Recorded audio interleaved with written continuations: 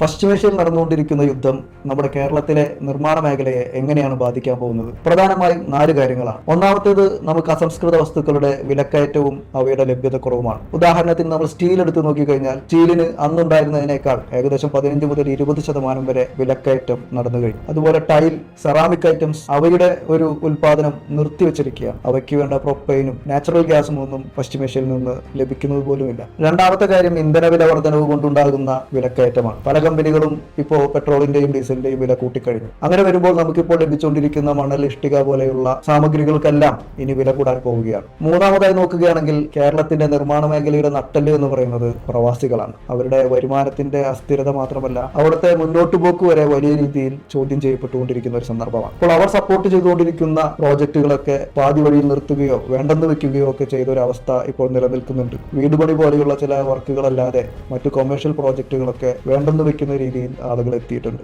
നാലാമതായി നോക്കുകയാണെങ്കിൽ പെയിന്റിന്റെയും പ്ലംബിംഗ് മെറ്റീരിയൽസിന്റെയും ഒക്കെ വില വർദ്ധിച്ചുകൊണ്ടിരിക്കുന്നത് നമുക്ക് കാണാൻ സാധിക്കും. പെട്രോ കെമിക്കൽ മെറ്റീരിയലിന്റെ ലഭ്യതക്കുറവ് വലിയ രീതിയിലുള്ള ഒരു തടസ്സങ്ങൾ സൃഷ്ടിച്ചത് നമുക്ക്